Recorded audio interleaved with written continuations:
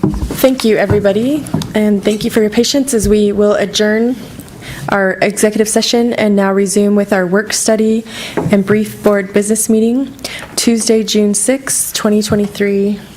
It's 6:09 p.m. I will call to order our work study and begin with presentation and discussion topics, 3.01 FY 2024 proposed budget presentation. Dr. McCord. Thank you, Madam President, governing board members. Tonight we have the fiscal year 2024 proposed budget given to us by our associate soup, Bonnie Betts. I think you've gotten a little taste of this over the past 3 months, but here it is. And later on in the action items, we'll have an action item for advertisement for the public hearing related to the proposed budget.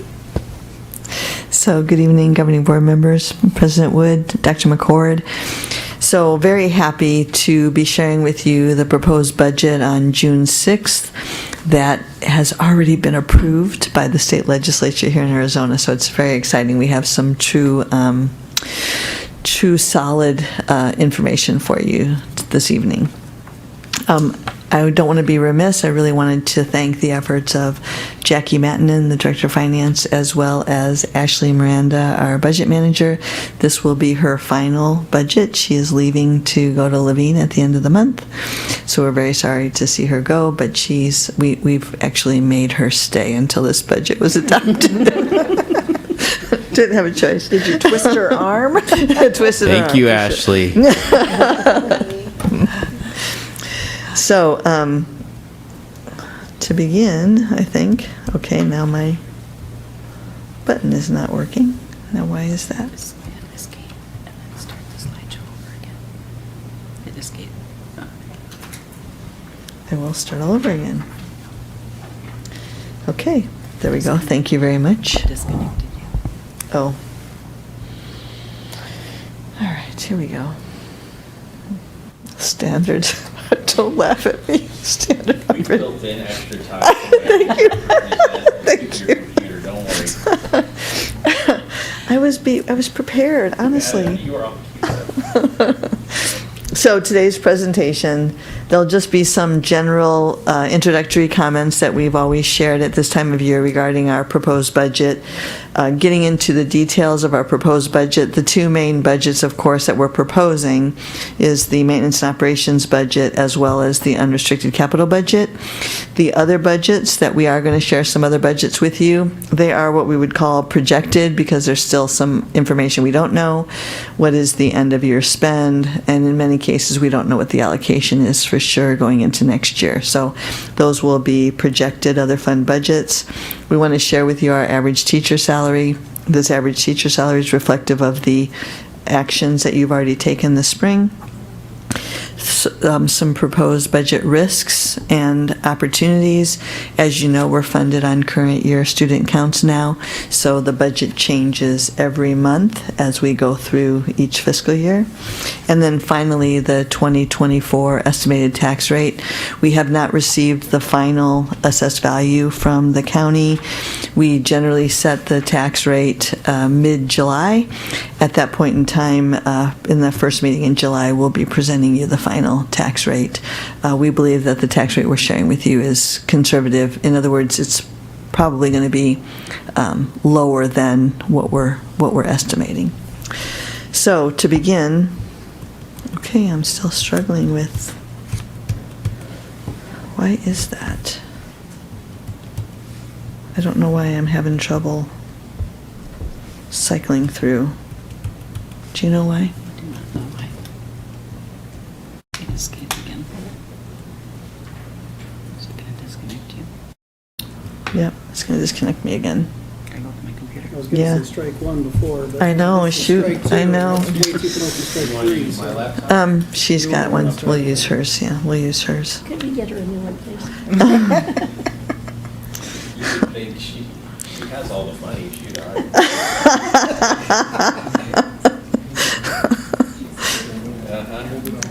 I'm frugal. That's right. I'm frugal. Thank you.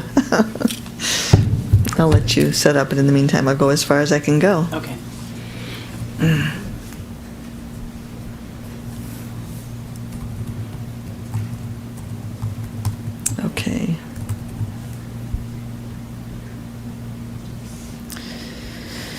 Okay, introductory comments. So this is the timeline that we have shared with you every budget presentation. Note that we are in June, where we are proposing and adopting the fiscal year 2024 budget. And very happy note that the legislative session has not ended yet. The legislative session has not ended. However, the governor has signed the 2024 budget. So the proposed budget alignment to the strategic operating plan, as well as the override commitments.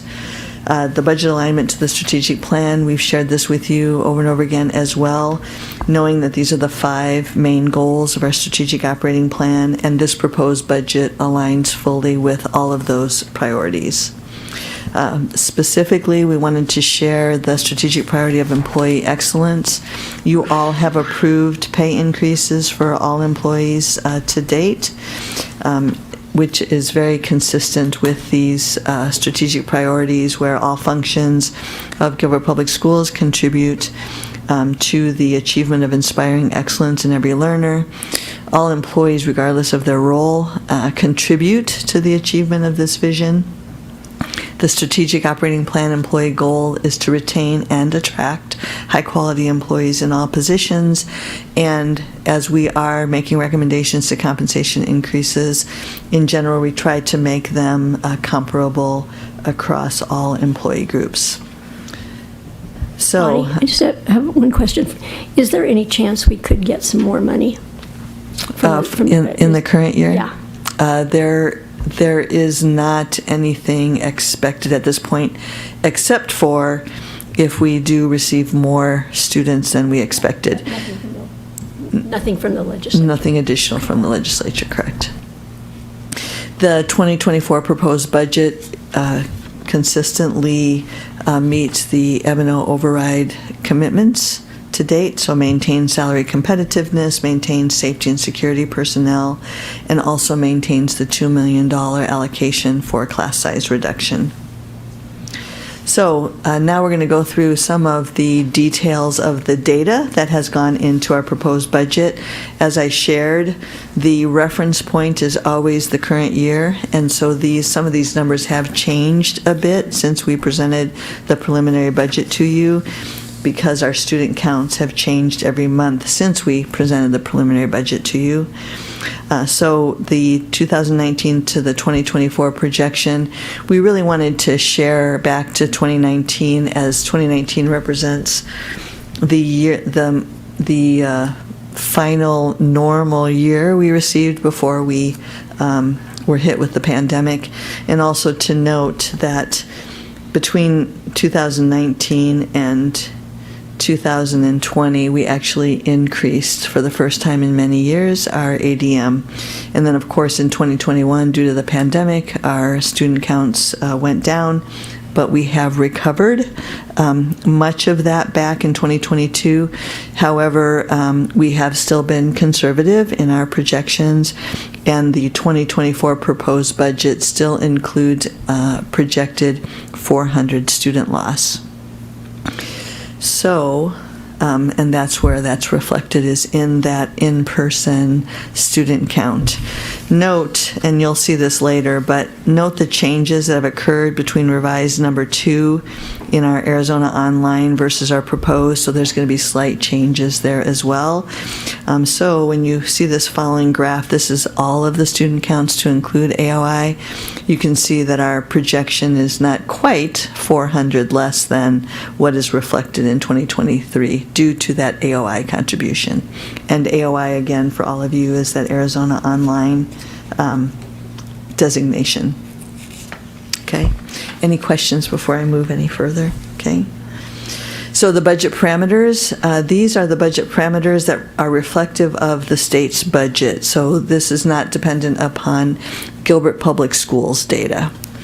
So except for the average daily membership projection, which is 400 student decline, 300 K-8, and 100 9-12. Again, the AOI full-time and part-time is set equal to the most recent data we have in the current year.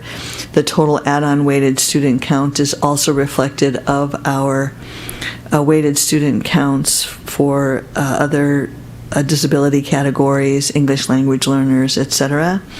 And then, and it's based upon the revised budget number 2. We don't have any other information, and so we always default to the data that was in existence in the current year.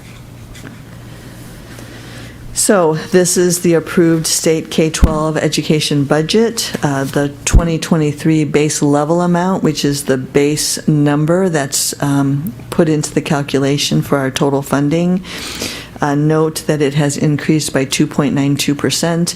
We've already shared with you that the 0.92% is reflective of the elimination of the results-based funding allocation, and that's now in our base level amount across the state. So additional state K-12 budget parameters. So the free and reduced weight, there was an approved weight increase year over year, reflected here, and then classroom site fund, we had shared this earlier, the $50 per student increase in classroom site fund. And then the district additional assistance, that represents a 9.4% increase to the district additional assistance, the largest that has been seen since 2008 or 9 for a long time. And then the other notable thing is to look at that additional one-time funding. So this was provided by the legislature, almost $8.8 million. That is one-time in nature. We have proposed a budget that places that $8.8 million into unrestricted capital reflective of that one-time monies. Sorry, could you just tell me what the K-8 district additional assistance was in 2023? It's blocked out on my thing, and I just would like to know for personal information. There it is. Okay. You bet. 50233. Okay, thank you. And do we think that that's ongoing? The 9.4% increase, yes. Yes. Now, whether it increases again is not known, but we expect that we will receive that same... That will be the full amount now. That will be the full amount now, yes. Thank you. On the additional one-time funding, was there a statute that made us so that we had to put it in the, was there parameters on where that money could go? No parameters. We were absolutely able to either put it into maintenance and operations as a one-time funding level or unrestricted capital. So the recommendation from the leadership team to you was to put it into unrestricted capital, at least at this point in time. Okay. And that's an additional one-time funding, so we don't think that will happen again next year? Is it possible? It's hard to know. Can you look into your crystal ball? It is a good question. So the state has been building up their fund balance year over year. In fact, that was one of the reasons why they allocated out the additional one-time money, because they didn't want to necessarily build their reserve funds any higher than they are now. But it's hard to know what will happen in the future. Thank you. You bet. So the proposed budget, M&O, this is the maintenance and operations budget capacity now. So this is all of the data that we've already shared with you, put on one grid. Couple of notable items here, the teacher experience index, that is a parameter that is applicable to Gilbert Public Schools. You can see that over time that amount is decreasing. The calculation is a statewide calculation, so we are being compared to all the other school districts in the state of Arizona, and then the average teacher experience would represent 1.0. So in Gilbert, we're slightly higher than the state average, reflecting that 1.0126 amount. In addition, the other important item to share here is the transportation revenue control limit. As is true every year, whenever the base amount is increased by the lesser of inflation or 2%, it's also applicable to the transportation support level, the TSL. So because of that increase, the value of our transportation support level, which is fully funded by the School Finance Act formula, that TSL becomes closer and closer to the transportation revenue control limit, which means there's less money that we are levying against the local taxpayer. So this occurrence absolutely directly, positively impacts the tax rate of our taxpayer here in Gilbert Public Schools. And you can note that it resulted in over $1 million in savings that we will not have to levy this year that we levied in prior years. So comparison of M&O budget capacity with budget balance carry forward. The last few years, we have shared with you these grids without considering the budget balance carry forward. In this particular grid, we are including the budget balance carry forward because that's going to match the figure for maintenance and operations on the budget forms that are included on the agenda item. However, note that due to the budget balance carry forward, it actually is reflecting almost a $16 million reduction in budget year over year. We wanted to remove the impact of the budget balance carry forward to show the true increase in ongoing funds to ongoing funds year over year. And so we are sharing the next grid that excludes the budget balance carry forward to remove that impact. And you can see that the new money year over year is just under $5.5 million. And that's important. So now that we know what our budget capacity is for Gilbert Public Schools, we are also going to share what our proposed M&O spend changes are, and you have all seen this, and also reflected here is the pay increases that you have already approved. So first, the premium holiday crediting back to maintenance and operations, as well as the decrease of personnel due to that 400 student reduction. So that totals a savings of about $3.1 million. These are non-discretionary budgetary increases, so we have limited or very little control over these cost increases, and so we try to estimate them as best as possible. So the medical insurance premium increase of 2%, which again you all have already approved. It does, if you remember, include that out-of-state multi-plan network cost, which is an improvement in our offerings. In addition, we do not know what the inflationary figure is going to be for January of 2024. We are anticipating that it will be higher than the dollar per hour that was already approved, and so we're holding back about $500,000 for that possibility. General inflationary increases, we've shared this over and over with you, primarily in the fuel cost, going from $2.20 a gallon up to over $4.80 a gallon, and at one point over $5 a gallon for diesel fuel, along with other supply increases, custodial supplies. All those things have all seen inflationary increases. And then special education increases, always have budgeted some increase in special education costs.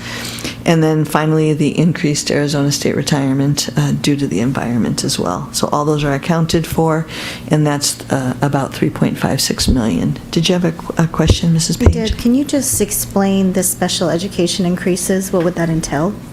So generally speaking, we are not necessarily seeing more special education students, but generally more complex. And so as the more students with disabilities, with more complex disabilities, which do impact the cost associated with meeting their individual education plan needs. So it's primarily in those types of changes. So the discretionary budgetary increases that have been recommended to you, some of the details in that first line, about a $300,000 increase in cost. Set aside for hard-to-hires and years of experience, we have struggled filling hard-to-hire positions over the last 2 years, given the pandemic and so many of our high-quality personnel retiring. And so we've held back a $2 million budget to be able to have the flexibility to attract some of these hard-to-hire employees. And then addition of 12 art teachers, which you all have already approved. And then finally, a $15 per student supply increase, which does include the additional art allocation. So just a note that this is in addition to that $1.5 million of inflationary increases. Any questions on any of that?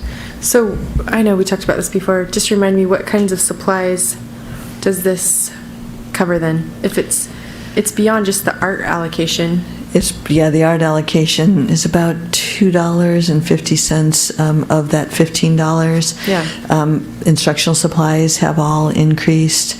Can you give me custodial supplies, warehouse paper? Yeah, all of those items. Okay. It's just per student. It's not necessarily student supplies. Correct. It's the additional allocation. That's the discretionary allocation out to each of our schools. Okay. Thank you. It would also offset the cost of overtime. Our schools bear the cost of having any overtime attributed to any of their personnel, and of course, with the increases in salary, their overtime costs are increasing as well. So trying to provide additional resources for all of our schools to offset some of those cost increases, yeah. Bonnie, I just had a quick question. So on any of these discretionary budgetary increases, do we get any reimbursement from the state, going even back to special ed? If we have more complex students coming into our district, is there any type of grant money or funding from the state that they reimburse us for those costs? So in terms of supply, the answer is no, because we have the new budget, so it's included in the new budget, and that inflationary increase to the base level amount, that 2.92%. However, if we have more complex students with a disability that's a higher need disability, it is possible that in that weighted student count, when I shared with you that we're keeping the weighted student count the same because we don't know the students at this point in time with those special education needs. So it is possible that some of those weighted students would come back with additional funding. So that is a possibility, yeah. And just when you mentioned about $250 for art supplies, that's per student per year. Per student Correct. per year, yes. I just want everyone to hear that. $2.50 for all those art supplies. Per student per year, yes. Well, that's the increase, right? That's the increase associated with the extra day. Right. Okay. That's true. That's right. That's not the Okay, only okay. art Thank you. allocation. Yeah, I was that's good. okay. Yep. That's the increase. And these are the approved pay increases. So the hourly staff increase wages by $1 per hour. Just a reminder, that represents somewhere between 3% and 7% of a pay increase, depending upon the hourly wage of each individual hourly worker. And then exempt staff, it was awarded a 3% ongoing pay increase for all exempt staff, from teachers all the way up to administrators and other exempt support personnel. I have one question on this. So the $500,000 that may be in addition,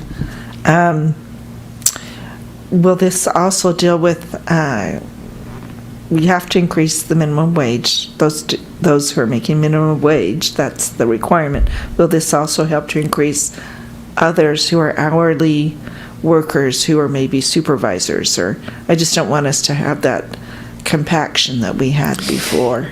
And yes, the $500,000 is intended to do that. It's just a guess, but our intention is that we will not allow that compaction to occur. And so if, let's just say, the minimum wage requires us to go up another 15 cents an hour, we would do that across the entire base of our hourly workers, not just the minimum wage earners. All right, thank you. Any other questions on that? Okay, great. So this is our total budgetary increase need. So available budget, this was from the M&O budget capacity that was shown to you on slide 19. The other thing which I failed to mention to you, and I'm going to go back to slide 19. So note on this grid that there is a district additional assistance to M&O reclass of revenues of $1.2 million. So this is important. If you remember, a year ago, the governing board approved the movement of about $20 million that was out of M&O into unrestricted capital to hold it in reserve, plus unrestricted capital is able to earn interest on those monies. So the intent is to draw down that $20 million with that $1.2 million, but according to state law, we are not allowed to transfer budget balance carry forward from unrestricted capital back into M&O. So we have to reclass new district additional assistance revenues to M&O in order to achieve that. It's a little of an odd thing, so generally just think of it as a transfer, but it looks a little bit funny because it looks like we're reallocating unrestricted capital to M&O when we're actually using up the fund balance that we had in M&O to meet our ongoing M&O needs over time. So, going Just back... a quick question, and I don't know if you'll get to this, but are we going to discuss tonight what you're comfortable spending down to? Is there a limit? And I am going to share that with Okay. you. All There right. are some other details that Okay. are reflective of decisions this body has made in the past. Just a reminder, especially for the two of you as new board members, so that we can share some of the decisions we've made in the past regarding that. So the available budget to include that $1.2 million is about $5.5 million. We had proposed budgetary savings associated with the premium holiday, as well as the expected decrease in number of teacher FTE. And again, please know that that's natural retirements. We are not making any reductions in force here in Gilbert Public Schools. We generally have seen over 100 teachers retire annually, so that's so that 20, is it 78 this year? Yeah, 78. So, but easily absorbed, I guess, is my point, without impacting people. And then the total non-discretionary increases are $3.56 million, and then the total discretionary increases, which includes those pay increases, is a total of $13.59. So that leaves us with a budgetary deficit of about $8.6 million. So how are we planning to close that gap on the budget going into 2024? So, as you know, our hourly workers are paid for, many of them are paid out of nutrition services funds and out of community schools funds and JTED, as well as out of Title funds. So all of those funding sources will bear their own pay increases. That contributes about $760,000 to this budget deficit. Classroom site fund contribution, primarily due to the change in legislation, we are able to move $5 million of M&O expense out of M&O into classroom site fund to achieve this budget. Also a reminder that the classroom site fund dollar amount per student went from $708 per student and increased by $50 per student up to $758. So we're utilizing that money to help offset the pay increases. And then finally, the Medicaid fund contribution. We did match up the Medicaid fund contribution, ongoing revenues to ongoing expense. So we are estimating that our ongoing revenues would be about $2 million, giving us ongoing money to meet most of this ongoing increase in expense. Also, over on the one-time money chart, so remember that we already showed the $1.2 million of a transfer from district additional assistance. That's already included, but in addition to that, we will need another $800,000 to balance the budget, to giving us that $8.6 million. So we are presenting to you a proposed budget that's fully balanced. Are there any questions on that? So arguably, you can make a case that the 1.2 plus the 800,000 is the one-time money, so we are utilizing $2 million. So knowing that we held in reserve that $20 million, we would be able to sustain this if everything stayed the same for the next 10 years. Okay? All right, to move on. So I wanted to share this too because there are many possibilities and we've already achieved many of them to date. So when we presented the preliminary budget to you, we estimated that our one-time need was $4.5 million. Due to the fact that the legislature ended in such a positive way, we have now reduced that $4.5 million drawdown down to only about $2 million. So a very positive result. Okay, any questions on any of that?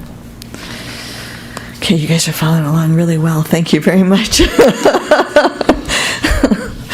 Okay, so this is the proposed unrestricted capital budget capacity. So the district additional assistance, you can see going across, the 2023 revised number 2 showed a $17.4 million allocation with the 9.4% increase to the district additional assistance. We are estimating $17.72 million in allocation. That does already consider the reduction of the $1.2 million. Wanted to make sure that that was clear to all of you. So the 17.72 is real.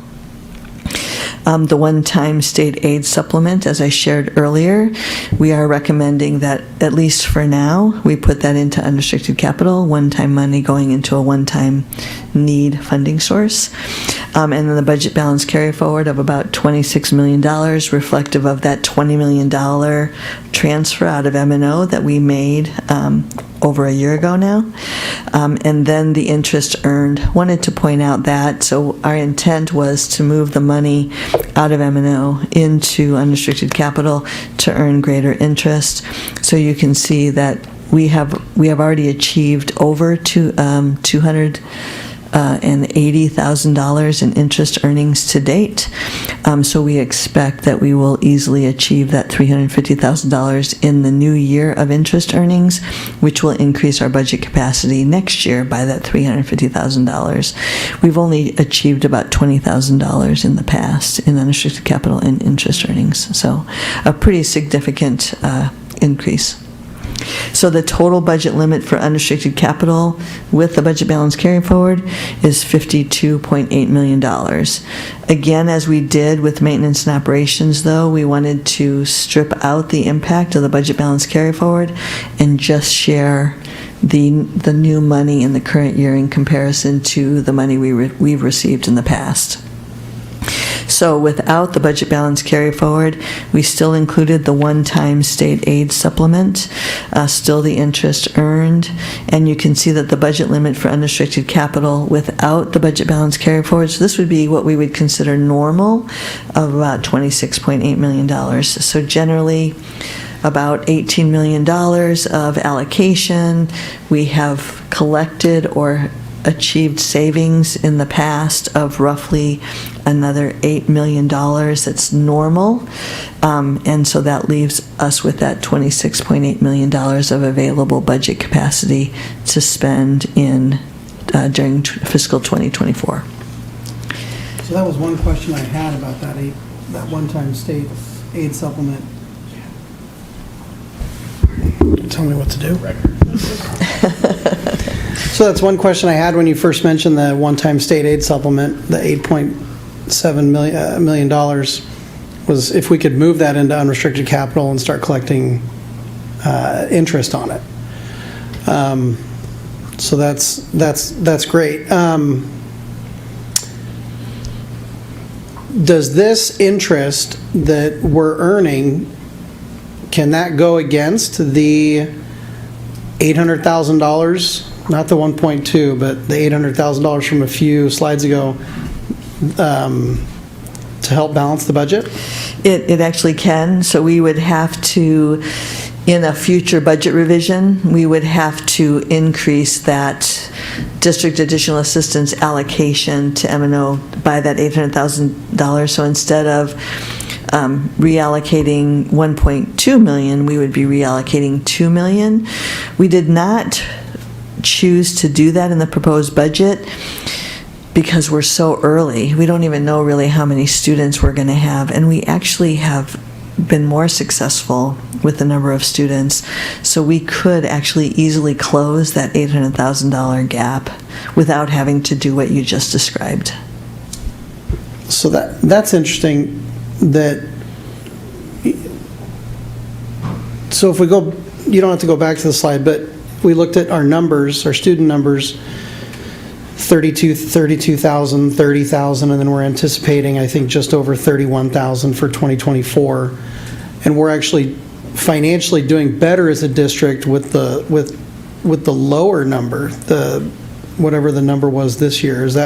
Did I hear that right? Because our, if I exclude the $1.2 million where we made that decision to move district additional assistance back into M&O, if I exclude that, we gained about $4 million more in the current year than we had last year, totally due to the base level amount increase of that 2.92%. So we've more than compensated for the loss of our projected 400 students. So we obviously don't want to see big decreases in the number of students. Correct. But theoretically, if we did have additional decrease, would that just put us in a better financial position? Or at some point, there's got to be a tipping point where, because of the student loss, we start losing funds that would overtake, I don't want to say the benefit of, the fund increase from losing students, but am I making sense? Right. So based upon this budget that we're proposing, if we lost more than 400 students, our budget capacity would go down, and we would be revising down before December 15th in 2023. We'd be obligated to do that. So we're making our best estimate. I mean, I've been here for 5 years, and the 400 student loss has been a pretty good number. Where we've been conservative estimating it, we've actually done better than that. So in my mind, it's always better to do better and hope that our budget would actually increase and not decrease. But you're right, it's one of the risks of this proposed budget that we actually lose more students. Another reason, though, why we have been very conservative on our spend and holding money in reserves, because with current year funding, we do not know what our student counts are going to be for sure. Thank you. Can I just clarify? So we are not benefiting by losing students, right? If we kept those students, we would, because the state increased the base level per student, if we kept those students, we would have even more budget capacity. Mm-hmm. Or if we gained. Is that what I'm saying? Are we saying the same thing then? I think so, yeah. Okay, so there's no great benefit to us in losing students. Right. We aren't seeing a decrease in funding because the state legislature and governor had given us a positive increase, which we're grateful for the base level. Mm-hmm. Okay. Well, and I would think, I think for me, the additional funds first in the pay 20 by 2020 and then restoring district additional assistance, it's really, it's given us some breathing room instead of having to be so careful. I mean, we're careful, but I just remember those years when we did have to make cuts. If we lost students, that we had to make some cuts, and they were very difficult. So I'm really appreciative that we have that state aid, but I also appreciate our finance team for all their hard work to make sure it's used very wisely and carefully. Well, and as a leadership team, we have been pretty careful in our recommendations to you to make sure that we are making a recommendation that's conservative, with the hope that we would do better than that. But there's still a lot of assumptions in here, and it's so we won't know really until we see the whites of the eyes of those students coming on July 24th, July 25th, something like that. Somewhere around there. They're going to show up. They're going to show up, yeah. And if we lose more than 400 students, I would guarantee you that coming back next year at this time, our projection would be at a higher loss than where we are. Yeah, that's correct.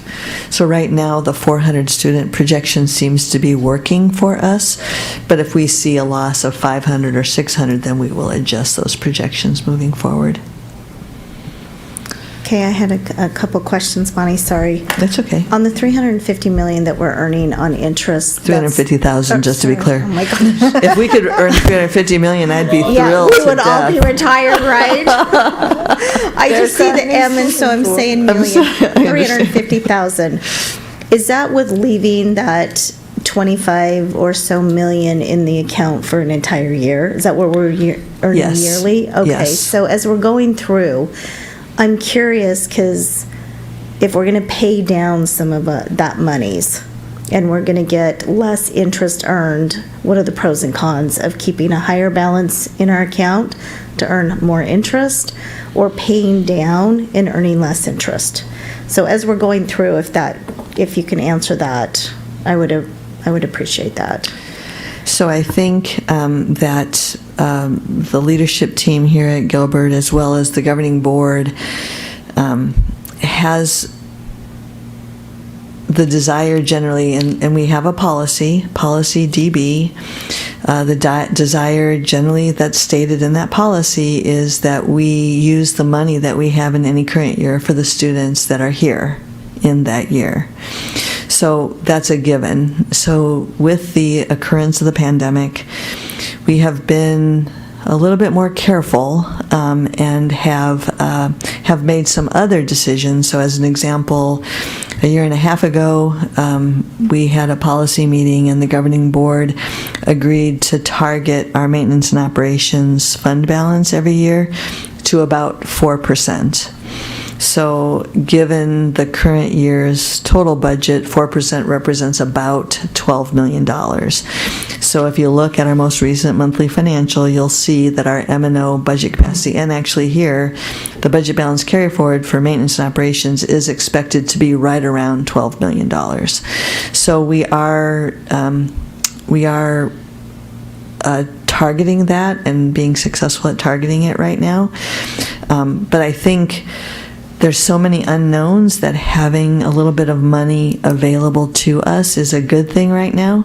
But we have an ability to make different decisions all along as we present our financials to you, and if new needs arise and we want to make a recommendation to you, we will absolutely do that. Okay, thank you. I appreciate the carefulness. Yeah, there is unknown, so I was just curious as to if that was a district-wide kind of unspoken policy to leave that amount of money. It's actually not governing board policy even, but it's turned out that way just due to the situation with the pandemic, but trying to make sure that you're aware of all the available funds. One thing, and neither the two of you were on the board at this point in time, but going into the fiscal 2020-2021 school year, we saw a significant decrease in our student count, over 2,500 students. And there had been a commitment made by the governor at that time that he would hold us harmless up to 95% of the prior year funding. That did not occur, and so where we needed about $30 million, we only received $15 million, and this was prior to the ESSER monies coming down the pike. So at that point in time, that $20 million we have in reserve, you could see how quickly that could be drawn down. Well, and I think as a declining school district, and that's a negative term to say, but it's fact. And so I think we have to be a little conservative when it comes to that, because there are so many unknowns, and when you're hitting sometimes a wall, and unexpected things happen just in a school district, unexpected things happen sometimes maybe when it comes to what our funding sources will look like. And so we've been down this road before in years past, and so I think we've learned from some of the things over time, and so I'm very happy with where we're at with that. It's because I guarantee you at some point in time it's gonna come home to roost. So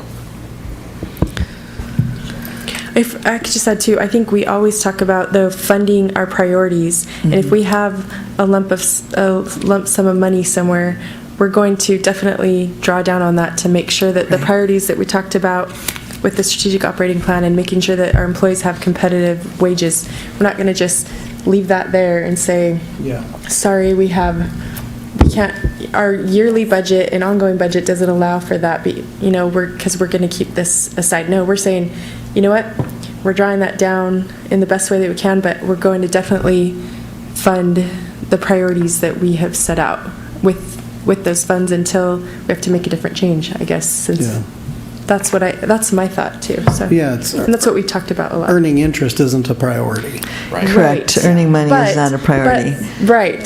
That's good. But yet having some money sitting somewhere else when we could have it there earning interest, that was a fiscally responsible way to have and that. that is a new experience under Mrs. Betts. We didn't really do a lot of that prior to her arrival. So I appreciate her creativity, but innovation in, using our funds wisely and helping us to have that little bit more. Well, frankly, it just bothers me that we can't earn interest on maintenance and operations. So I'm trying all the time to figure out a way to do that. But Bonnie, along those same lines, you did the same thing with our insurance trust. That's right. So we're actually making money with the money there as opposed to, what was it, $8,000 or something a year. So it's not just happening in the overall budget, but in other places too. But giving us an opportunity to give the premium holidays that you all approved this past spring as well. So being responsible, but giving it back as well when the opportunities arise. So that's what we've been trying to do. So when we do have the money that we, in interest like that, we are able to utilize it in a way to benefit the employees, which is really nice. So the other thing is, so to your question again to Rhonda, remember on the last slide we were talking about maintenance and operations, you all actually made a decision when you approved the pay increases to draw down fund balance by $4.5 million because it was most important to make sure that we were offering competitive salaries to all of our employees. So I think that's a really good indicator of what you were talking about, Mrs. Wood. So, you bet. So now, as we've shared the budget capacity for unrestricted capital, we need to share our planned spend. So these are items that are pretty much regularly ongoing. So adopted curriculum, ReadyGen is a big player in the current year. There has been a recommendation to prepay the ReadyGen curriculum. And then also we are planning, I believe, to do a K-12 math adoption during 2024. Again, planning on utilizing our last learning loss set aside in ESSER 3 to help fund that. So that's $6 million we expect to be spent. Again, another indication of our priorities. The school's requests a zero-based budgeting process. We did decrease that per school, the soft cap of that by 50%, but still we have sent those out, I believe, to date, and are requesting that our schools make their priority decisions, and that's about $2.7 million being allocated out. Chromebook and computer refresh, the last 2 years, 3 years, we've been 2 years. The last 2 years, we have used unrestricted capital for the Chromebook refresh that prior to that had been funded by the bond. So as soon as we were fully funded in the district additional assistance, we moved those ongoing costs into unrestricted capital. Other allocations, athletic equipment and uniforms, library books, the reading allocation, and then district-wide technology and operations. These are for technology in particular, all of our software subscriptions to Visions, which is our enterprise resource planning, our payroll, HR, and finance software, as well as our student accounting software, Infinite Campus. So those are the big hitters on that budget. And the other thing I wanted to remind you is that we had a really rough operations year for unexpected HVAC equipment going out this year. And so this $3.5 million includes about $1.5 million of anticipated those types of issues to occur again in the current year, next year. But in the current year, it was closer to $3 million. So that gives you an idea of why it's important to hold monies into reserve, so that if something does go out, we are able to respond quickly to take care of that. Ms. Betts, I do have one question on the school requests. You just mentioned that this is about 50% less than they've had in the last couple of years. We had major needs there. Is that why we're now able to reduce it? Because they hadn't had this money for a long time. So there were a lot of things that had not been addressed. Are we more able to address those so they don't need as much? I think it was more of a budgetary recommendation, not knowing for sure, knowing that we're on our last bond dollars, et cetera. Okay. So We're starting to think ahead and plan for the worst and hope for the best. Okay. Okay. Well, we didn't know that we were going to get the one-time we didn't. $8 million. We didn't. We thought it would be, or the increase to the district additional assistance, right? We didn't anticipate having any increase. That's correct. And actually, our first recommendation to you was not to hold off on any allocation until we have more information at the beginning of the school year. But because of that $8 million of new one-time money, we thought it was actually prudent of us to allocate out at least some of the prior allocation to our schools so they can address their highest needs. That doesn't mean that if a school comes forward and says, I desperately need this, we have a process within Cabinet to address additional requests, and we make those decisions almost on a weekly basis as individuals come forward requesting those. Is the reading elementary line item, is that the, I don't remember the name of the Foundation. curriculum, but the Tier 2 support that we approved as a board a little while ago? No, this is the AR. This is the AR. The AR, Okay. the accelerated other reader. programs. Or other programs, right. So there are roughly half of our elementaries have engaged in the accelerated reading program, and so the other half are using it for other reading materials. Yeah. So that curriculum, where did that come from? We already spent it. It was part of this year's spend for that supplemental reading that we approved. It's within the curriculum ongoing unrestricted capital request. Okay. It's in there. Okay. Okay. I'm excited that we are supporting those AR programs, because there was a time when we had to allow the PTOs to do that. So this shows that we are receiving monies and better able to fund our needs without relying on fundraising. Well, the same thing with the athletic equipment and uniforms. So Yes. largely, Mr. McDowell has had to fund all those ongoing needs through rental monies through civic funds. So we are arguably responsible for providing those materials. So. And the kids love the AR program. I know in my house, my son's always excited to tell me what color he is. Do we have an account of how many books or words or something like that was read district-wide involved with this AR program? Not off the top of my head, or that I know of. You don't keep that in your pocket? No, but that's interesting. Because I know each school, They probably on have their some sort of boards, accounting. they tout, our students have read, 3.5 million words or whatever it is. I was just wondering if there was somebody knew what district-wide, what that, I don't know. the success Barbara, of our students. your last? No, I'm just kidding. No, I don't know, but we'll ask around to see if we can come up with a number. Yeah.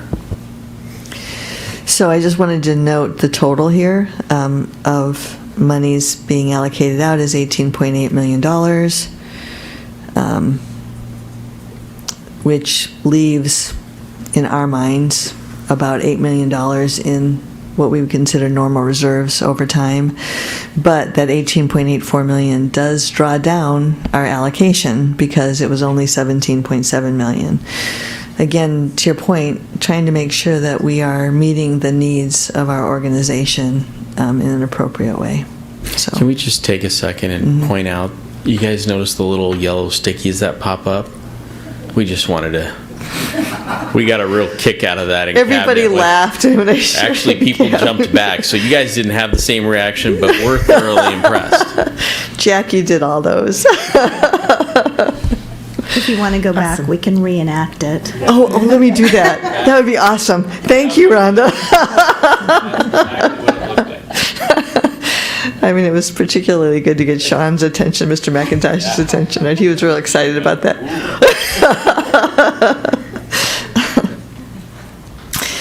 Okay, so other fund budgets.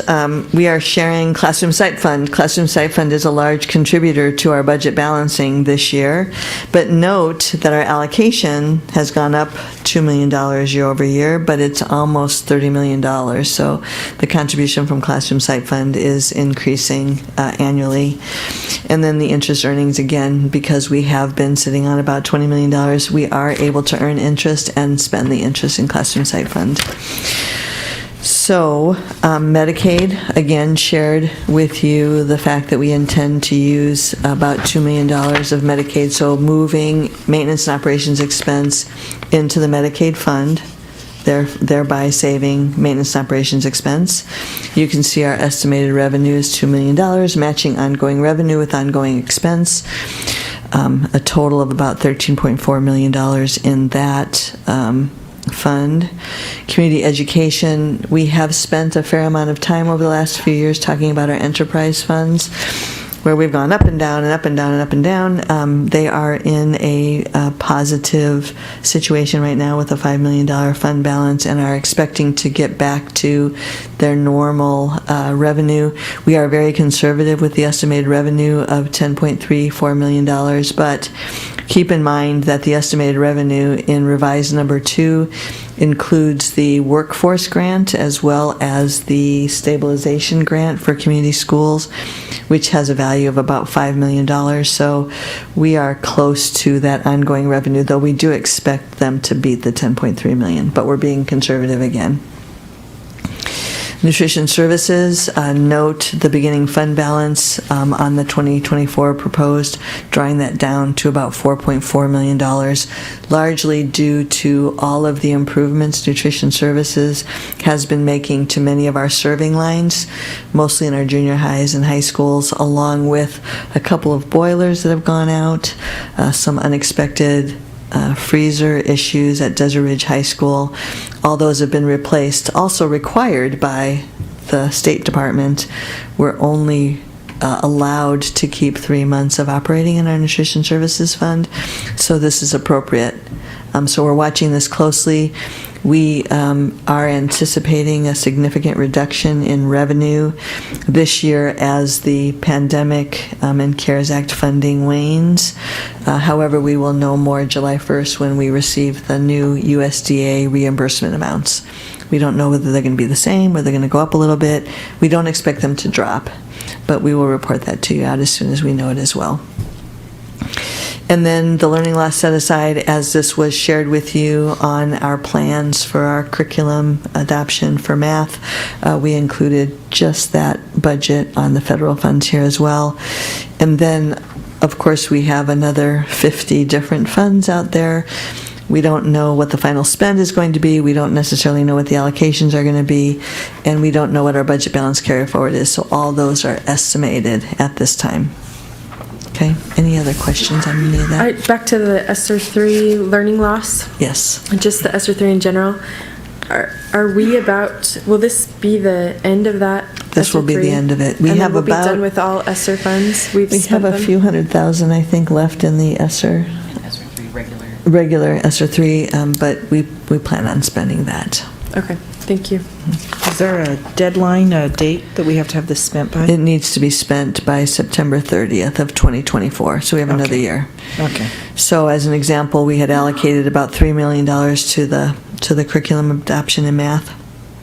That leaves us about $750,000 that can be allocated to the fall and spring break intersessions, as well as summer school for summer of 2024 as well. So planning ahead on all those expenses also. Okay. Anything else on that? Okay. So, average teacher salary, this is now required on our budget form, so it's on the front page. And this is something you already know. We took the average salary from last year and increased it by 3% to reflect that $68,094. And you can see the increase in average salary, the dollar amount of about $19.18 per teacher, resulting in a 3% salary increase. Note that the $66,176 will not reflect the revised number 2 average teacher salaries because that included the $1,500 one-time stipend. But for purposes of this treatment, we eliminated the $1,500 one-time because it's not ongoing. So it has an odd effect on this calculation. That's not real. Okay. And then risks and opportunities, we always share this, again, the conversation of remember that we're funded on current year student counts. We don't even know what our current year student counts is, and we're well past the 100th day. They're changing every month. And we won't know the final until the statewide recalculation, which occurs generally in early to mid-July. So we will be sharing those finals with you probably in August also. Could have a greater loss of students than expected. We don't anticipate this, but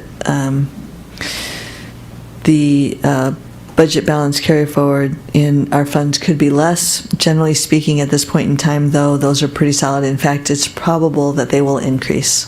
When we share with you the AFR in October, we expect that the budget balance carry forward will slightly increase based upon our end-of-year efforts.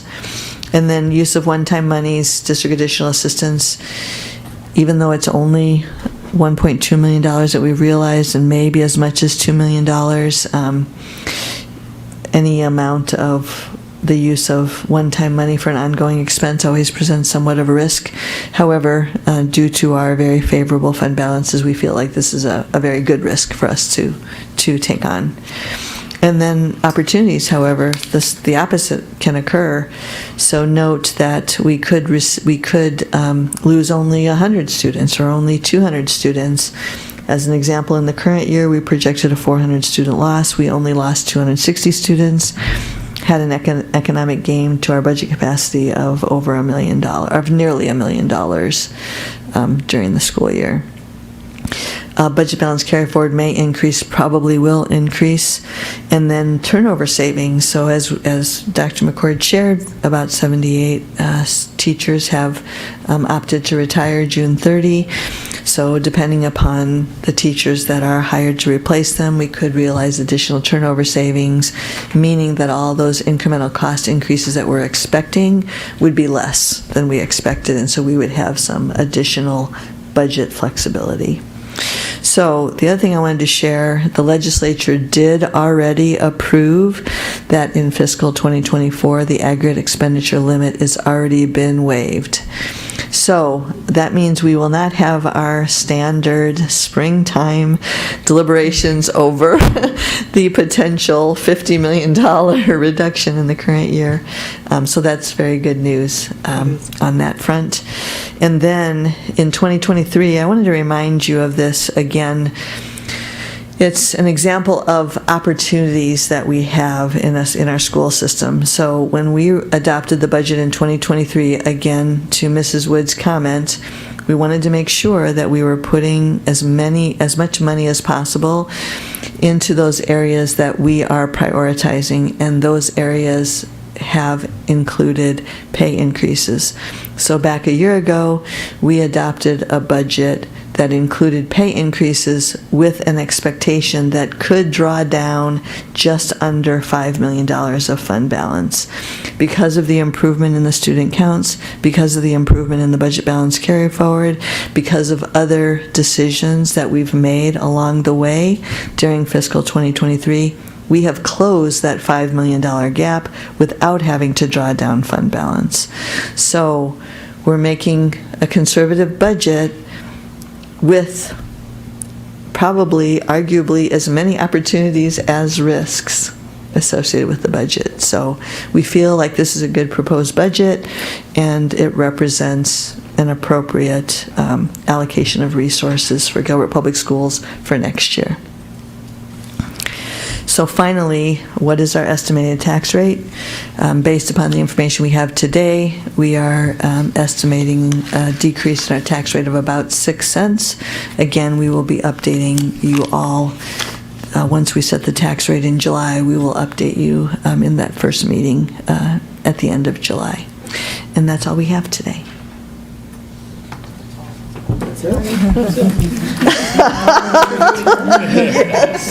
No. Are there any questions? Any other?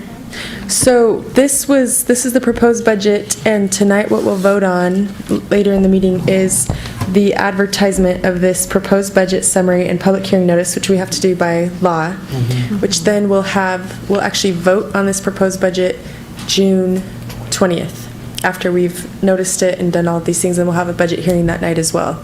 So I just wanted you guys to know we will see this again and can continue to discuss or have, if we have thoughts or questions, that's a possibility as well. So is there anything further?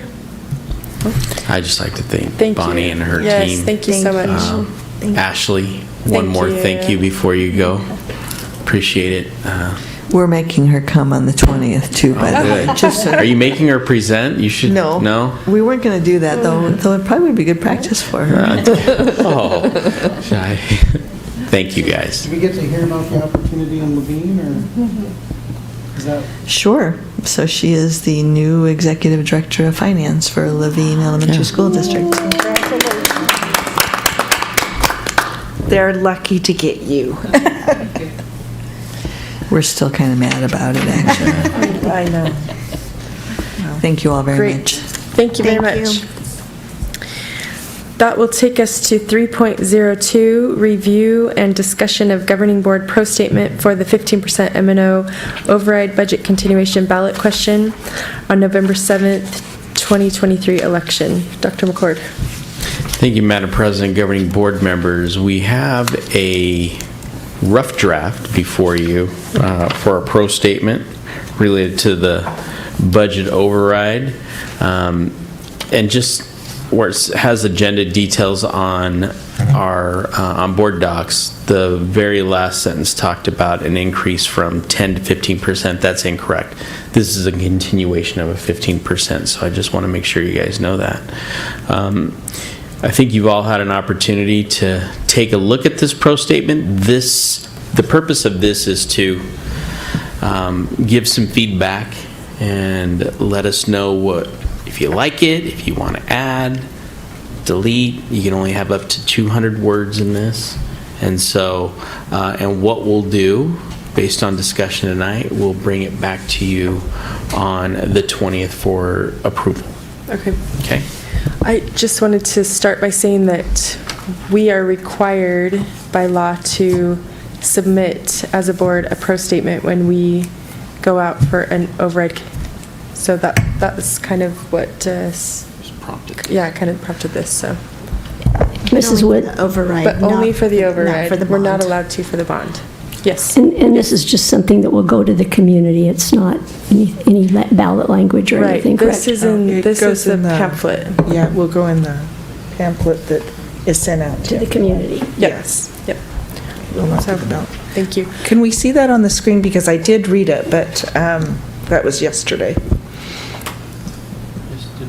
Yeah. So just to clarify on Sheila's comment, that's coming in the pamphlet before the ballot. It will not be in a pamphlet with the ballot.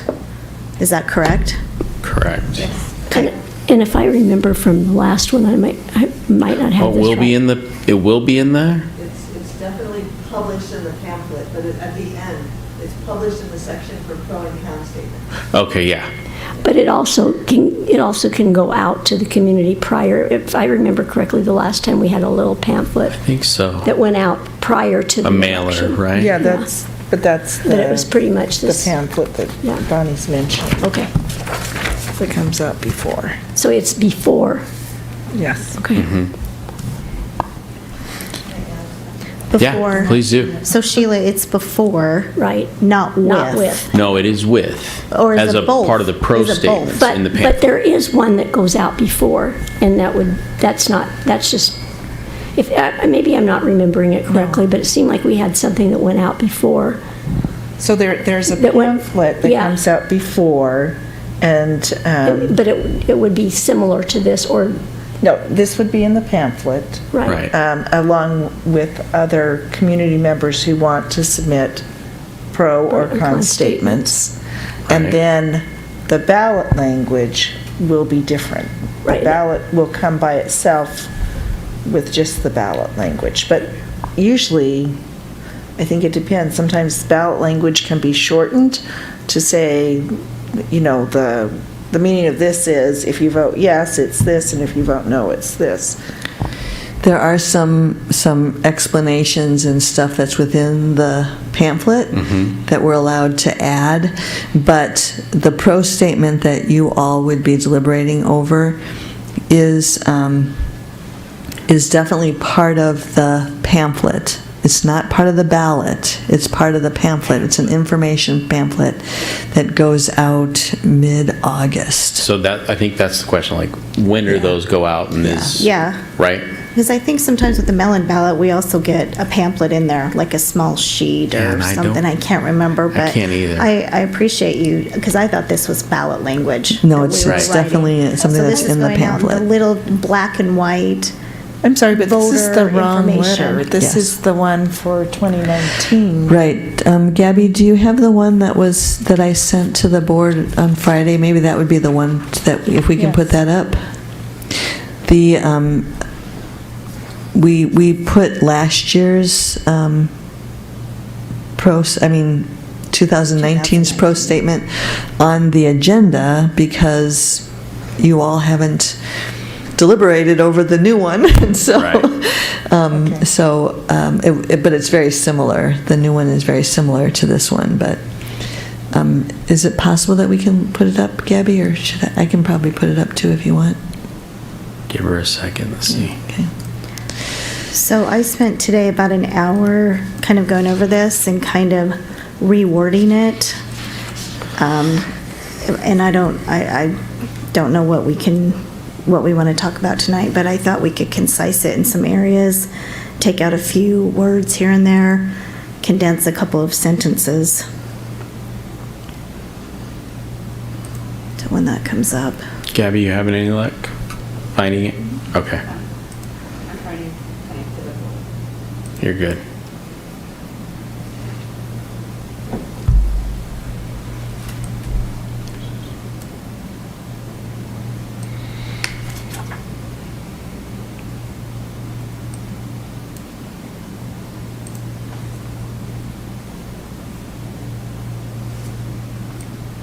While she's doing that, just to clarify that the override continuation can be more generic where the bond has to be specific, correct? Well, I think they both have to have parameters, but Right. I think the bond feels a little more specific. Right, but it has to, yeah. I mean, you have to put exactly what you're going to spend the money on for the bond, correct?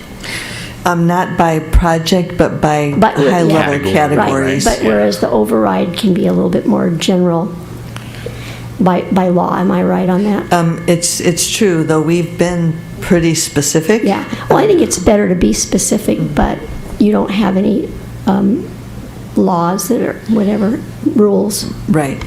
We just have to give an idea of what we plan on spending the override dollars. Well, and the other thing is the budget can fluctuate. That's correct. The priorities in the That's correct. budget can fluctuate. That's but- correct. But we also don't want to be so specific that we pigeonhole ourselves into projects that then we have to fund if something else comes up, like campus security. We don't want to get too specific like with that. I think you can say campus security, and that's But not, I mean, that could be, But not like hiring 12 new security guards, because then you end up pigeonholing. We want to keep it broad and That's specific correct, all for at the sure. same time. Right.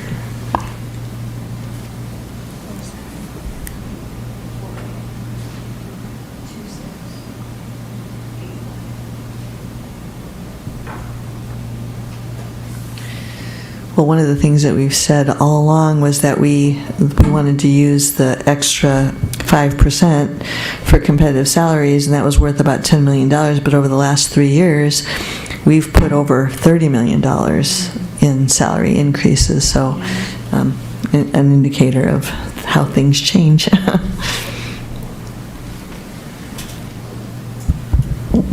So how do you want to start, Dr. McCord? What's your thought? Well, I think I'll read this to you guys first, Okay. and then we can go from there. Okay. Draft pro statement, discussion for tonight, June 6, 2023. Gilbert Public Schools Governing Board is asking the community to support the continuation of the 15% maintenance and operations budget override. As the existing 15% budget override approaches its expiration, we express our gratitude for your trust and ask for your continued support. The existing 15% contributes about $35.8 million to the GPS maintenance and operation budget each year and allows the district to maintain salary competitiveness in comparison to our East Valley peers. Please know that GPS continues to prioritize these resources for the direct benefit of our students, as affirmed each year by the Arizona Auditor General. I think if we could just add the Auditor General report, is that? Let me finish and then we'll go back to that, okay? Okay, sorry, I just. You're good. noticed that. GPS continues to rank among the most efficient districts for dollars spent in the classroom and is graded amongst the districts with the lowest administrative expense. The budget override continuation will directly benefit our students and families by retaining and attracting high-quality teachers and employees, by maintaining salary competitiveness, and maintaining campus security personnel inclusive of mental health counselors and social workers, and maintaining the allocation to class size reduction. Please preserve the excellent education our students receive and our community expects. Please vote yes for the budget override continuation. Governing Board, Gilbert Public Schools, number 41. So you go ahead and back to you, Jill. Well, or should we just let's start with the first paragraph. Sure, I just Do you mind? noticed. And then No. I was going to say, keep yours It just was something I highlighted. noticed, so Okay, I. Great. No, I appreciate that. So in the first paragraph, is there any discussion that we would like to talk about? Any changes or something that you would like to suggest? I think we should move that second sentence just for continuity down to, like, I think we should take that out. On mine, I put it down at the end. I put an entire paragraph at the beginning. I liked it at the beginning because right away, we're Okay, then we- expressing our support and appreciation to our community for what they've already done for us. Okay. I really liked it right there, because that way they, Okay. we're giving that affirmation that, hey, No, I understand. you voted for this in the past, Then and we need really to change- appreciated We need to it. change up some language, because gratitude for your trust in what? What are we asking them to give? Mrs. Page, do you mind telling us exactly Oh, yeah. what you wanted to do? Tell us what can you just, You know what, I brought extras. That would be helpful. I'm just saying, I'm throwing this out, my way is not the right way.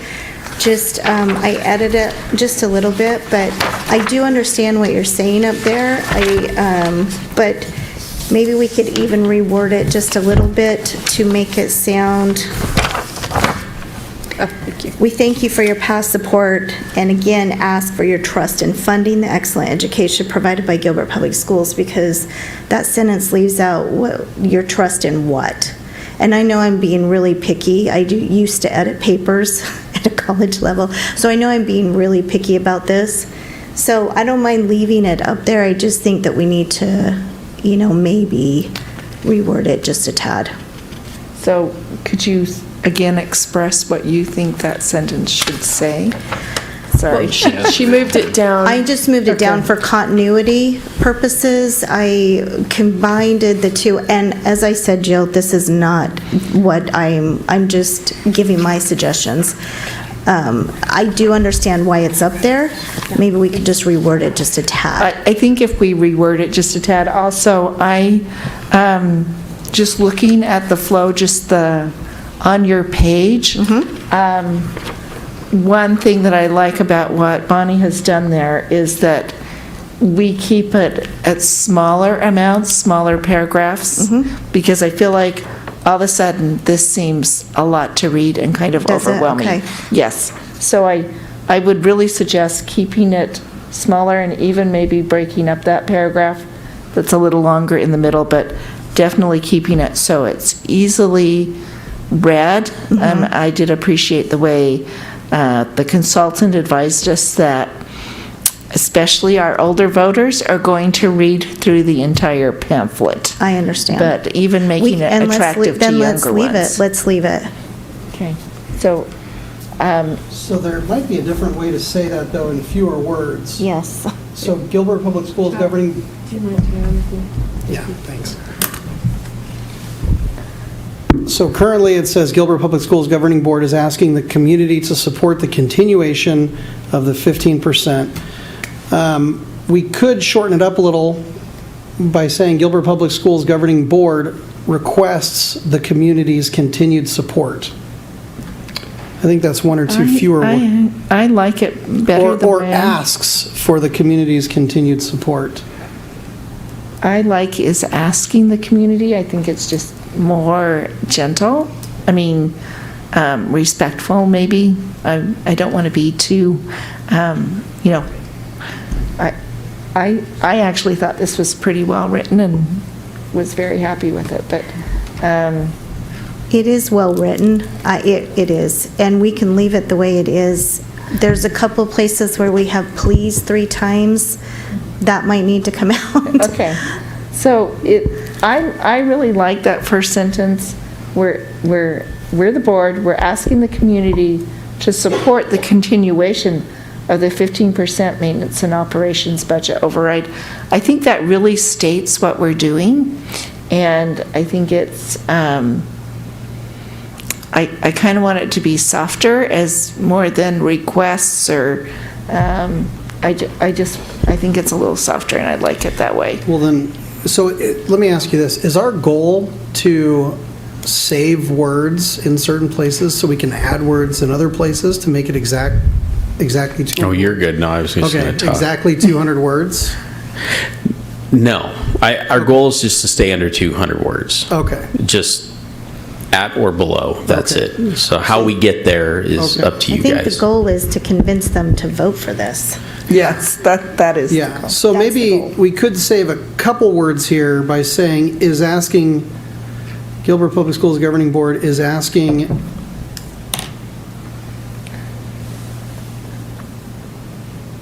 I had this in my mind, Yeah. No, I have to remember that when they had the override and bond election in 2007, this is how much I did not know, okay? And I have to understand that people are in that same place where I was, and I was like, why do we need this? Why do the school should have enough money? And my son came to me, says, Mom, if this passes, they'll put air conditioning in the buses, and we need air conditioning. And so I voted for it. I look at it that we have to be aware that a lot of people that read this are not going to be well informed about what it is we're asking for and why we're asking for it. And we have to be clear that it's our community. That's why I like that part about we're asking the community to support the continuation that we've had this in the past and we're continuing it. So, but I do think Yeah. there's some room in the second sentence if you want to clarify that a little bit more. So let me just pass this by you. Gilbert Public Schools Governing Board is asking for the community's continued support of the 15% and let me tell you why I think that may be better is because the way it's written here, it almost seems like continuation is part of what we're asking for, part of the 15% maintenance and operations budget override. But if we say is asking for the community's continued support, I think it will engage readers emotionally that they've been doing this and they're going to keep doing this. So if we attach the continuation to the community, To the support? the community's continued support, I think that reads a little more like. But this is one thing, is the ballot language. What is the ballot language going to be? Is it going to be continuation of the 15% maintenance and operations budget, and then they mark yes for continuation or no for not continuing? What is the ballot language going to be? That's where I think if the ballot language is going to say continuation of the 15% maintenance and override budget, then I want the same language that's going to be on the ballot in our letter. The ballot language actually says budget override continuation, yes or no. Do we have any control over that? We do not. That would, But it does say budget override continuation. That's what we've been told, right? Override, So it's in the resolution that you all approved Yes. last time. So that's why when we're talking about our 15% maintenance and operations budget override, I want to put that continuation in there somewhere, whether we change it to support the 15% maintenance and operations budget override continuation. We could do that because that's more like the ballot language, or leave it this way.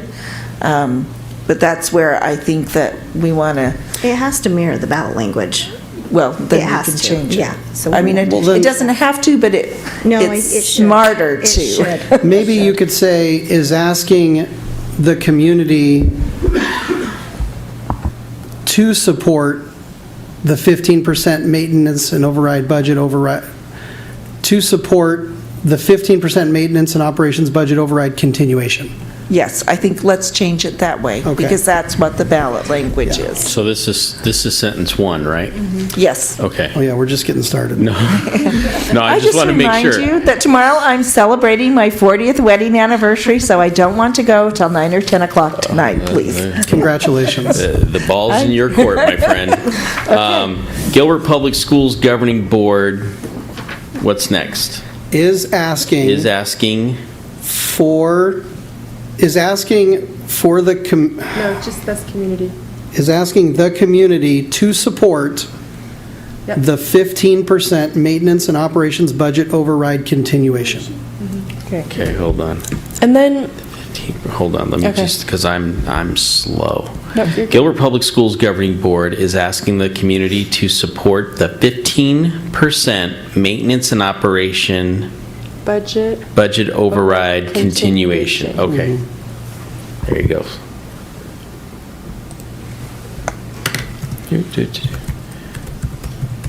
Okay. Whew. Good. Second sentence. Thoughts on the second sentence? I actually have a thought on that one. If we took out, as the existing 15% budget override approaches its expiration, just start with, we express our gratitude for your trust and ask for your continued support. If you want to throw something in about trust there. No, it's just trust in what?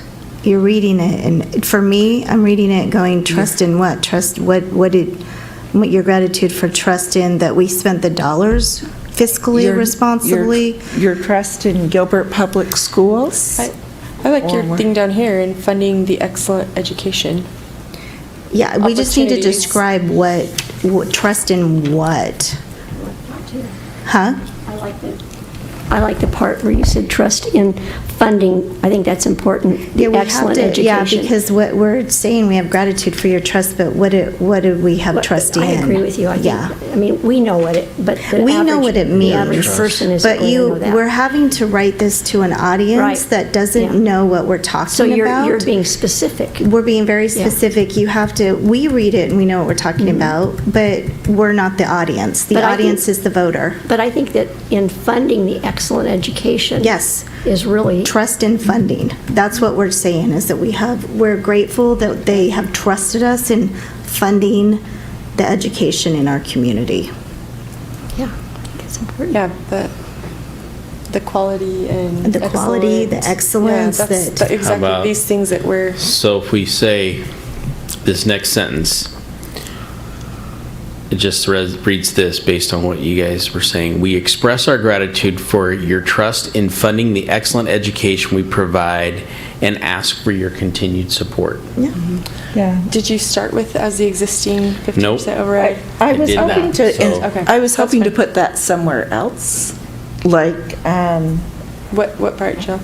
well, I don't know, I don't want to make the sentence too complicated, but I was hoping to find, so if maybe we put it, the existing 15% override, which is approaching its expiration, comma, contributes about 35.8 million to the GPS and maintenance operations budget each year, and allows the district to maintain, that's getting to be kind of a long sentence, so I might end after year and say, this allows the district, or the district is able to maintain salary competitive in comparison to our East Valley peers, just to make it not, so the sentence doesn't get too long and complicated.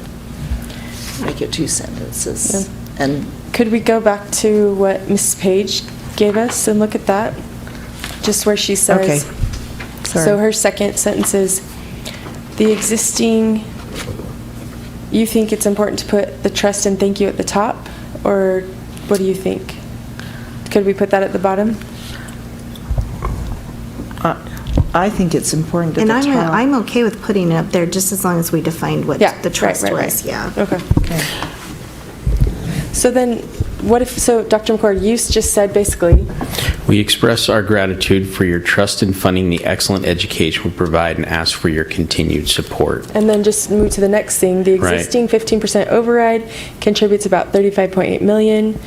So what if we just keep it like that? Yeah, I don't even, yeah. Well, I mean, my only concern is that, do we want at some point to let them know that if they don't vote yes, this 15% is going to expire? It doesn't have to be I think that's there. implied, basically.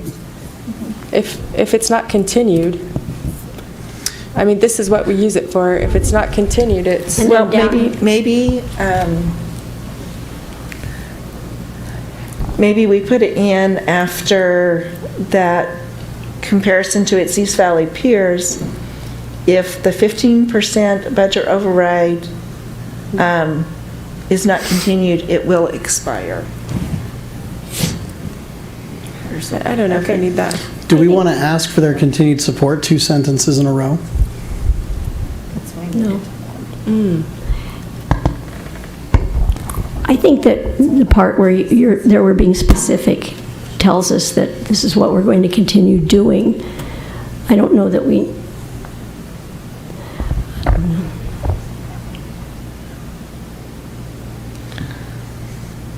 Yeah, what if we just got rid of the second sentence altogether? What if we did, we express our gratitude for your trust in funding the excellent education provided by Gilbert Public Schools, and ended the sentence there, and then move the expiration if we wanted in, or the support to other parts. It's almost like we need to switch those 2 sentences then. We need to thank them and then say, now we're asking for something. I'm back to Mrs. Page's. I like this. If I know that yours, Ms. Humphries, you had a concern about the Well, I just think. The spacing, well, then I thought Yeah, we can what if change we- the spacing. My Yeah. concern was just,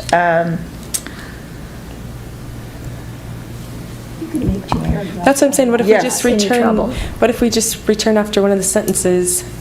As an editor, you can make 2 paragraphs out of something fairly Or easily, what if can't we, you? or what if Absolutely, we and just start? I'm not a professional but editor. You've obviously done it with the What if we just? For continuity and lack of repeating ourselves Yeah. over and over again, we need to be a little bit more professional and concise. This is, what Bonnie's done is amazing. She set up a great bones here. I don't own this. This is yours. I'm Oh, just starting the sorry. conversation. This is a retread from 2019 with just a Actually few is. words changed. So what if we just have that first sentence, that would kind of make a statement. Look on Mrs. Page's. Gilbert Public Schools Governing Board is asking the community to support the 15% maintenance and operations budget override continuation. Then return, have a new paragraph. The existing 15% override contributes about $35.8 million. The GPS maintenance and operations budget each year, thus allowing the district to maintain competitive salaries and reduce class sizes to enable GPS to remain competitive within the East Valley. GPS, yeah, new paragraph. GPS continues to prioritize these resources for the direct benefit of our students as affirmed each year by the Arizona Auditor General, which, what did you I want was on going to that? add report. Report, okay. Because then they could go look They for could look for that. that as the Arizona Auditor General's report. Yeah. Okay. That's a good call, Jill. Yeah. As a result, GPS, let's see, as a result, is that what's up there? No. Okay. No, I am. Okay, As okay. a result, So, because okay, it continues to so as affirmed each year by the Arizona Auditor General's report, I don't even know if we need to put as a result, but just say GPS continues to rank among the most efficient districts for dollars spent in the classroom and is graded amongst the districts with the lowest administrative expense. And then basically this is the same. Same stuff.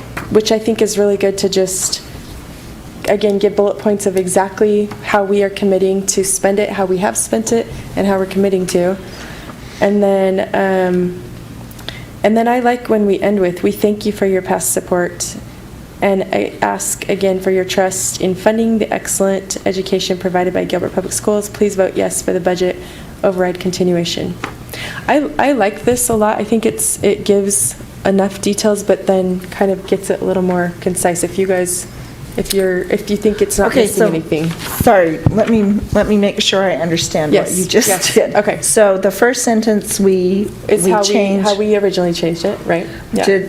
To support the, and then we put continuation at the end, which Right. is what we have up there right Right. now.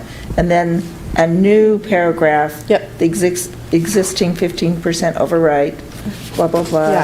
Yeah. And then even a new paragraph after that. So just one sentence, So basically.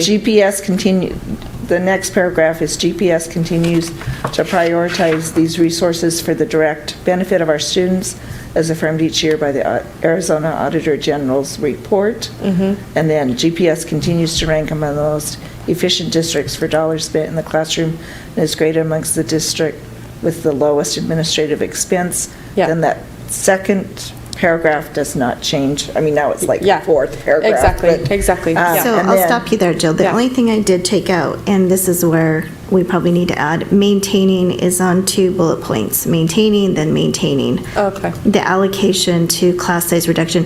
Maintaining to allocate was kind of confusing to me, so I took it out. But we probably need to add something in. I don't know. I think Maybe I not. think what you have is fine. It explains just, Okay. again, we have that's what part of it will go toward, is the specific way that we. Yeah. So we talked earlier about making sure we don't pigeonhole ourselves into something, and I think the second bullet point does that to some extent.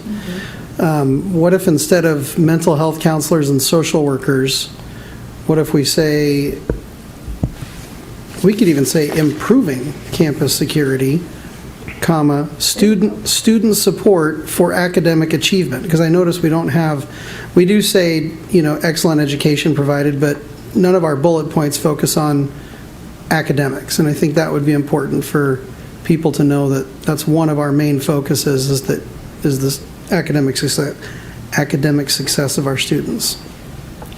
Definitely. What happens is, we specifically, going out in the 2019 override to increase to the 15%, we did specifically include social workers and mental health counselors. So I think that's why we've continued that, just saying that will continue to fund that.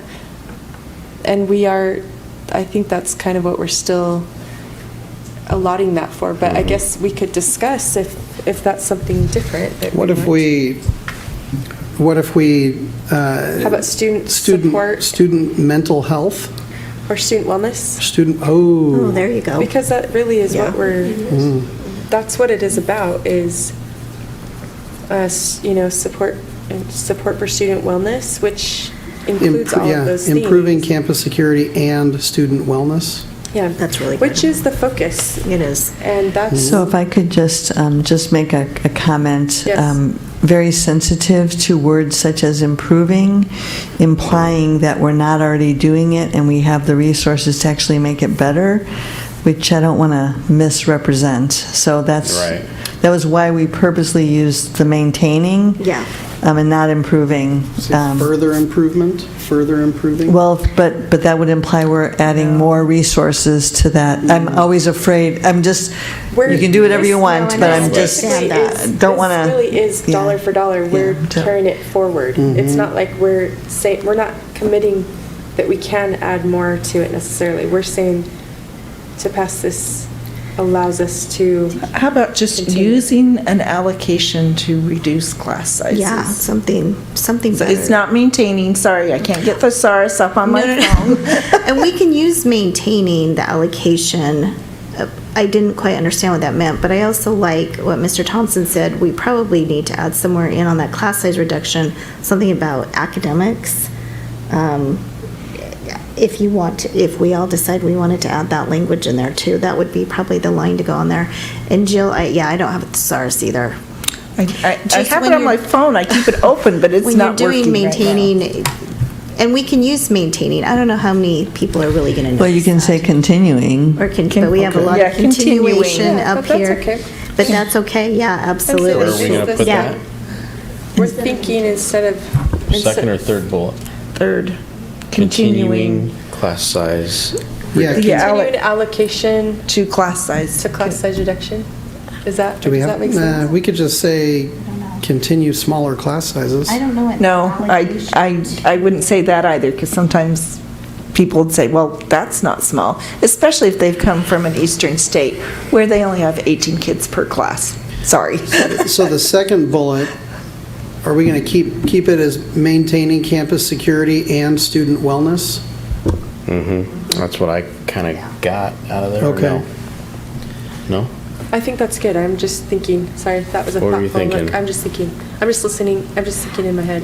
What does that Just, sound like? just throwing this out, and I don't really have an opinion on it.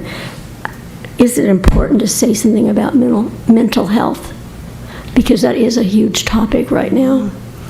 And that was on our survey. It was. Lori reminded me of that it was at the top of our survey. Is there a reason someone doesn't want to say mental health counselors and social workers? The only reason I would say we might want to avoid it is because it's one of those hot button issues. Well, I think Though it it was did pull both ways. well, it did pull well, but Very high. Would it be possible, or can somebody just tell me what meeting was it where we got the results from that survey? Because I think I recall mental health, yes, it was up there, but it wasn't at the top, and it was below their threshold of what was most important. I have it, That's- Dr. McCord, if you want me to it put was it the up. board retreat where we received No, those. I But don't think we need to put it up. I think again, we What just- was the date on that? But Mr. Thompson, I Yeah. want to represent what we are using this for though too, right? So again, it's It might be a hot button issue, but I think it's out there everywhere right now, in particular that there's so much need for it. Well, And I think and it depends on how you use it. specifically, how this came to be was that we had a group of students from Gilbert High School who organized and came to the board meeting with a resolution and spoke during public comment and said, and this was in about 2018, And they said, we need more resources on our campus. Our students are dealing with a lot of challenges, and I, as a student, can't help my friends. I'm not a professional. I can't help my friends. So Mr. Carr was the board president. He accepted the resolution. We voted on it, and then we incorporated it in when we went out for our override, because we had already made that promise to provide more resources. And while I think it was maybe more of an issue back then in 2018 or 2017, I think that people are more aware of how teens and students are struggling with this issue right now. And I really don't think that most people, I'm sure there are some, because there are always some, but most people would be grateful to have those resources available should their child need them. Let me tell you how these ranked. I'm pulling it up right now. This is from top to bottom. Student and staff safety, maintaining competitive teacher salaries and benefits, campus security, suicide safety and prevention, maintaining smaller class sizes and highest needs classrooms, mental health counselors, maintaining instructional coach support dedicated to academic achievement, and then social workers. Yeah, so mental health counselors and social workers are at the bottom of that list, which is why I think saying something more generic like student wellness, we could even say, we could say mental wellness, or I think wellness, again, Wellness would be is good. too broad. I think it's all encompassing, so it's whatever your Well, idea of yes. wellness is, it's included in there. I know, that's why I think it might be. Because the other part is, I feel like Maintaining having campus those safety and resources on our security. campus is a really important part of campus safety. It's really an important part of campus safety to know that there are resources there to help students when they need it. Maintaining campus safety and security and student supports. How about maintaining campus security and resources for student wellness? I could go with that.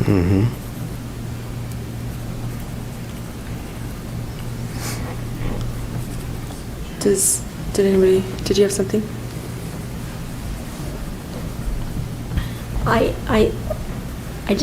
I feel like maybe mental needs to be put in there somewhere. Because, if you put wellness, does that mean we're going to have a physician? I don't know. I'm afraid that might be too What if we just say broad. supports for students? Resources for student support? Supports? What about mental health supports? Right. Yeah, that's About where I was going to go. Okay. Because I think when you say just wellness, that could be, you could interpret. That could be Somebody PE. can interpret, it being physical too, not Or just. it could be, the basketball game, the basketball team. All that we do is for student wellness, but I think this is more specific to So mental maybe health. if we put maintaining campus safety and security and resources for Overall mental student health wellness. support. Student mental health support. What'd you say? I'm sorry. I said overall student wellness, or overall student.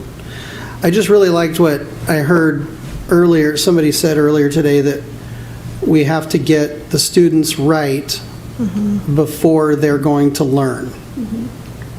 And I think that could be, there's a whole spectrum of what students need to get right before they can learn. And by just saying mental, I think we're not encompassing enough of that spectrum. And so that's why I'm not in love with the word wellness, but that's why a word like wellness can be anything to anyone on that spectrum of what a student needs to get ready to learn. Can we ask the cabinet sitting back there what their opinion is, or not? Well, we're going to come back with this. Yeah, can we Remember, we're come not back? going to, Yeah. this is This is just a a work first, study. yeah. Yeah, this is a work Okay. study. So we have we're- an opportunity to reword. Yeah. Because I would like to see I guess we're not voting on it tonight, that's for sure. No. So Yeah, I would like to see the whole thing. So let me let me see if I can, Kind of wordsmith with the suggestions we've or given. just, yeah, and so I think we've got the first paragraph, which is split into two. I think we got that. So now we're just working on the bullet points, and I think we got the first bullet point, we're good. It's the second and third, but Yes. primarily we've been talking about the second, so we can work on that a little bit. And then let's go down to the last part where it says, "We thank you for your past support and ask again for your trust in funding the excellent education provided by Gilbert Public Schools." Are we good with that? I'm good with that. If we put a new paragraph at the top. You so add, you mean add a new, okay, No, split it into where- two? Where we already have. Yeah. Right. Because I think it's just. So, and I was going to start that second paragraph where it says GPS continues to prioritize. No, that's a third paragraph. So there's just one sentence at the top. We're just doing one sentence at a time. Oh, And the and then do existing- another paragraph Yeah, where it one says the sentence. existing Yes. 15%? Okay, I didn't catch that, good. And then the third paragraph is GPS continues to prioritize. Gotcha. Then the bullet points, then this last sentence. And then please vote yes for the budget override continuation. Okay. Yes. I will get this to you by Thursday and with some suggestions. You guys good with So are that? we done proposing changes tonight? No. So one thing, and is the sentence beginning, "We thank you." We thank you for your existing support or your current I like support. No. Yeah, Oh, yeah. or just support, yeah. If the intent is to say, Oh, but it's saying, thank you you're for saying we have your, been supporting. Yeah. Yeah, your past support, and past can be changed. Your Yeah. existing support. It's just, yeah, because we've. You're trying to say that we already have this in place. Yeah. Yes. Or I your think, current. by not, You've already yeah. supported us in the past. if we- Please continue yeah. to support us in the Do you future. want to say previous support? Because it Previous, was a yeah. vote. Yeah. We thank you for your previous support. Yep. And ask again for your trust in funding the Yeah, excellent that sounds education. good. What do you think about that, Mr. Thompson? Do you like previous? I think I like current better, but I don't, previous doesn't give me any heartburn. Thank you. So I was wondering on the class size reduction, I've been playing around with that a little bit. What about ongoing class size reduction allocation? That I like. Love that. What about that? That's great. Ongoing, slow or? Yes. ongoing class size reduction allocation? Sorry, Dr. McCord, you could never be the administrative assistant. Oh, God, in no. this district. It doesn't work. It's not the right language. It's So not. you're talking about for the third bullet point? Yeah, for the third. So I just trying to wrote all look this for- down, you said Yeah, no? I'm sorry. Well, because the budget override continuation will directly benefit our students and families by ongoing. That doesn't- Oh. No, you can have it a couple times. No, it doesn't No, fit the it's sentence. in terms of Okay. what Yeah. the next word. Yeah. Well, we can work on it. Okay. I We think can look at it. continued was good on that one. Continue the Continuing the allocation. allocation, yeah. Or, Yeah, or even continue. continue. Or class size continuing the class size reduction allocation. allocation. Yeah. Continued resource allocation to class size reduction. That works. It has to be parallel, right? Retaining, maintaining, continuing, so we'd have to, but we could change The all those resource, too, yeah. but. Okay. Well, Well, I So think when do we that's vote a on this? good- On the 20th? Right, not till the 20th, and it's not officially due till after that. Yeah, we could potentially have another stab at it at the end of July, though. I know, I think we'll be it'd be ready by better then. Oh, to no, have we it. want to early. wrap this up on the We 20th. do, we do. Yeah, I think we'll be ready. This was a good, I think this was a good discussion, and I think, Yeah, again. that was great. We want to be clear in helping our voters understand why we're asking for it, our priorities that we'll use, and how we will spend this money, and how it, relates to our students and staff, basically. And again, I think that the more clear we can be, I think that's good, so. So after Dr. McCord sends out this revised version, how do we submit further revisions before the 20th, do we send them just to Just you or just to? him. Let's Okay. Just to me, and Just then, to him. So I want to make sure we're not, I know, we don't Yeah. want to. yeah, we can't, that's No. open meeting laws, but send them to me. okay. And then I'll either Add a kind of add your revise it versions in. or, because I won't make the final decision on that. and Right. I don't imagine there'll be a lot of revisions, but we'll bring it to the board meeting and then We can. we'll talk we about it can one more have time, but with a the vote at public the end. Discussion with a vote. Make sure you count the words, please.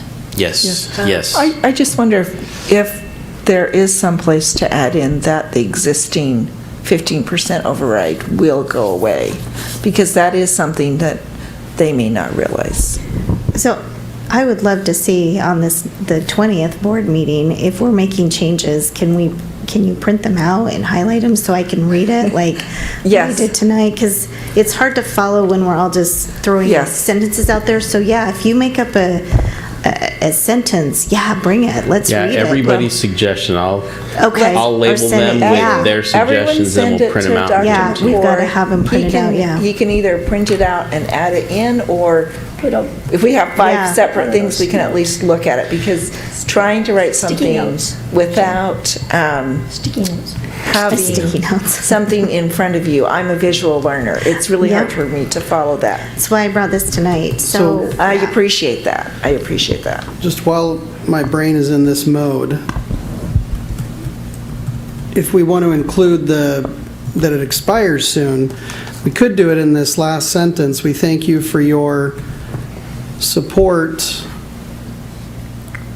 of the override that expires soon, or some version of that.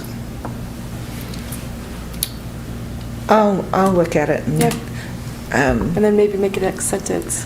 Because it's there. If it's an agenda item on the 20th, can we post all these things on board docs so we can each look at it prior to the meeting?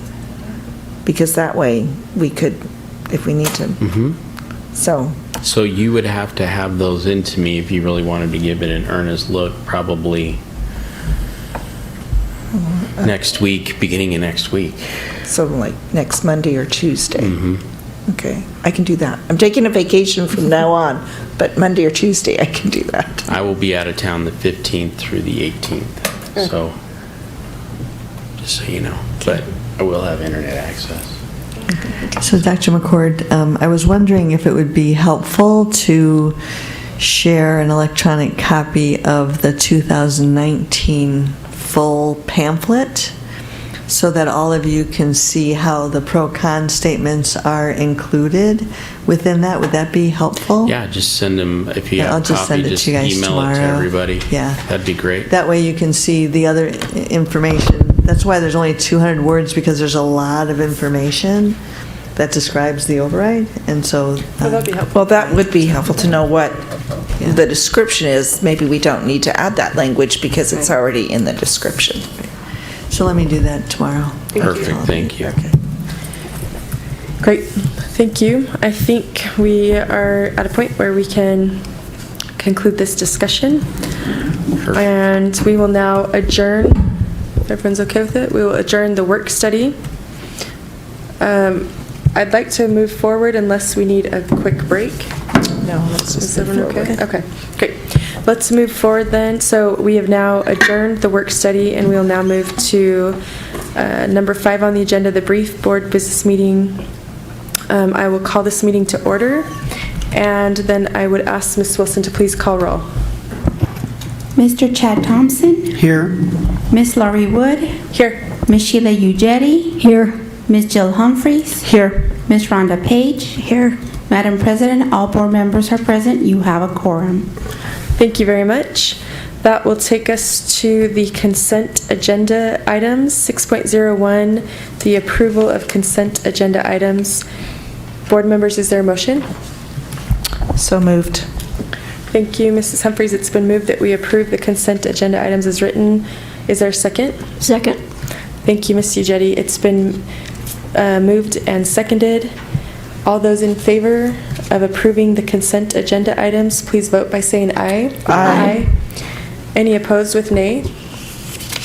Thank you. That passes 5-0. That will now take us to our action items for tonight. We'll begin with 7.01, Superintendent's Performance-Based Pay for FY 2022-2023. I'm just going to ask for a motion. Yeah. Okay, I move that we approve the superintendent's performance-based pay for FY 2022-23 as discussed in executive session. Thank you, Ms. Humphries. It's been moved. Is there a second? Second. Thank you, Ms. Ujetti. It's been moved and seconded. Is there any discussion? I would like to just say that based on, our discussions and what Dr. McCord presented to us, that we are very fortunate in Gilbert to have a superintendent of the quality of Dr. McCord. And when I say this, it's not just his leadership, but it's his ability to bring a team together that he has, his leadership team. He draws very highly qualified people, and he listens to them. And he is out there and getting to know the community all of the time. And I just want to say that I'm very, very pleased that Gilbert has Dr. McCord as our superintendent. Thank you, Ms. Ujetti. Thank you, Ms. Ujetti. Is there anything further? That was all-encompassing. Yes. You didn't leave much. I want to add my appreciation. It's been is this the sixth year? Sixth year. And I do feel like our district has really moved forward in the last 6 years. Part of that is the help that we've received more funding, so we have more opportunities to do things. But I think good leadership is critical, and the leadership creates the culture. And I know we have a very warm, collaborative district where people feel welcomed into our schools, and I think that comes from the top down. And thank Dr. McCord for his hard work and all that he's done and the people that he leads with to do that for us. So thank you. Thank you, Ms. Humphries. Anything further?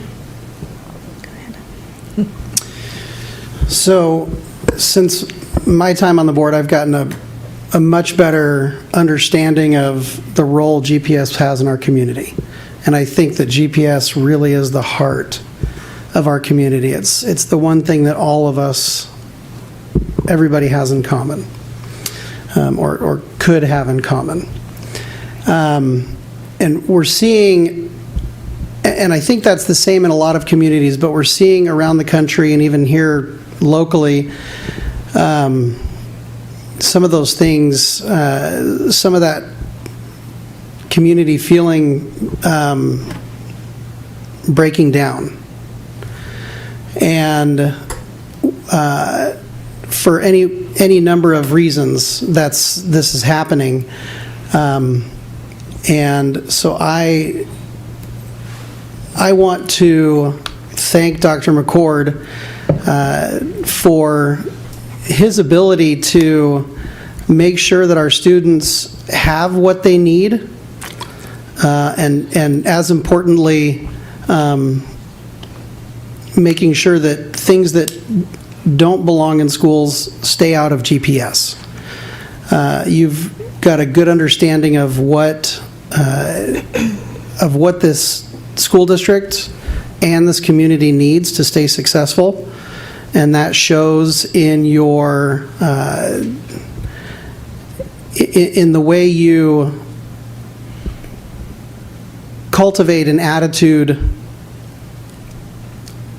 of success, not only with our students but also our staff, from your administration to our school administrators. It trickles down all the way to our classrooms, and I think everybody knows what we're trying to accomplish, and I think that's because of the path that you have had a tremendous hand in defining. And so I thank you for all you've done and all you continue to do.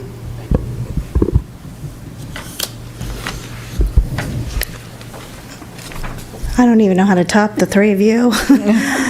So I knew Dr. McCord when he was Coach McCord. Little League many, many years ago. But I've always been a huge fan of you.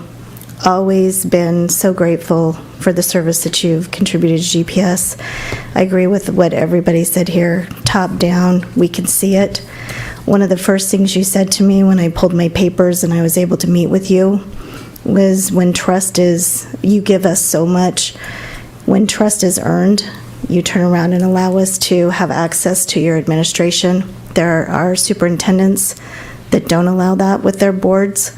And so I appreciate the fact that we can have access to them, call them with any questions, being able to have conversations with them.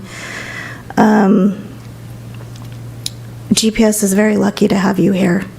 Very, very lucky. I've known you before that. You were the same then, you're the same now, and I'm so grateful and appreciative of your dedication to the students here and wanting Gilbert Public Schools to run very excellently. And you've surrounded yourself with an amazing team. Really impressed with that. And created a culture where people feel welcome. And I think it also affects this board, the way that you've approached us. It's always been, your door's always open. We always have access to you and your administration. So I appreciate that. Thank you all. I'll just add as well, just wanted to thank you. It's good to pause and reflect as we end another year here. On your contract, we're appreciative. I'm so appreciative of you as well with your leadership, your time and dedication, your belief in teachers and staff, and your passion for students and their education, and your respect and partnership with our families, and all you do for our community, and the way that you lead out in the outstanding educational opportunities that we have here at Gilbert Public Schools. And I appreciate that. And we are grateful. So thank you for your work. With that being said, it's been moved and seconded that we approve the superintendent's performance-based pay for FY 2022-2023. Seeing no further discussion, I will call for the vote. All those in favor, please vote by saying aye. Aye. Any opposed with nay? Thank you. That passed 5-0. Can I say something? Please. You guys said such wonderful things, and I appreciate it.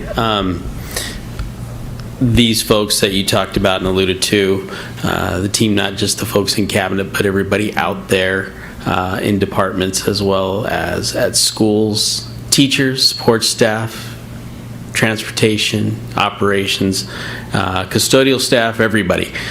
This is a team, and it isn't top down. It is about relationships, and we've had some very, very blessed relationships, and this place has been through some great times and has been through some hard times, and so I appreciate everybody sticking in there and being tough. But more importantly, and I've said this in other venues, but it is clear that the success of a board of a school district is about how the board interacts with each other as well as with the superintendent, and you guys are setting the standard for that, and I appreciate that. That is something that should speak volumes, not just in this community but around the state and around this country, because not everybody agrees and has the same philosophy, but it's about respect and kindness and how we treat each other, not just privately but publicly as well, and so I appreciate you guys making the effort to do that, so thank you for that. Thank you, Dr. McCord, and thank you all for your thoughts. That will take us to 7.02, the advertisement for FY 2024 proposed budget summary and public hearing notice. Dr. McCord. Thank you, Madam President, governing board members. As you were presented tonight in just 46 slides, but done extremely well. We always have fun with Bonnie and the number of slides. This is as required by statute to give notice and for public hearing for the proposed 2024 budget. Thank you. Board members, is there a motion? I move that we approve the advertisement for the fiscal year 2024 proposed budget summary and public hearing notice. Did I do that right? Yep. Thank you, Ms. Ujetti. It's been moved. Is there a second? A second. Thank you, Mrs. Page. It's been moved and seconded that we approve the advertisement for FY 2024 proposed budget summary and public hearing notice. Is there any discussion? So I don't have anything to discuss regarding the notice, but I did think of something, a question that I probably should have asked earlier. It was alluded to during our work study that this budget can be tweaked as we go, as things come from the state, as things become more final, or we learn things that we didn't know before. What's the process for that, making sure that we continue an approved budget? And is there some threshold that once we reach, it does have to come to the board for approval to enact that change? What will happen is we always have revised budgets coming forward. And when's the next one? Probably, or the first one will be October, September, just depends. If our student count drops more than we expected, we may be required by statute to revise down by the 15th of December. But generally, if something goes to the positive or not so positive, we come back right after school starts, and we continually crunch those numbers, and if we see danger coming, you'll be alerted, and then we'll come back with another revision for the budget sometime before December 15th. Thank you. Yep. Appreciate that question. So is there any further discussion? Hearing none, I will call for the vote. All those in favor of approving the advertisement for FY 2024 proposed budget summary and public hearing notice, please vote by saying aye. Aye. And any opposed with nay. Thank you. That passes 5-0. That will take us to the adjournment of our brief board business meeting. Board members, is there a motion? So moved. Thank you, Ms. Humphries. It's been moved. Is there a second? Second. Thank you, Ms. Ujetti. It's been moved and seconded that we adjourn.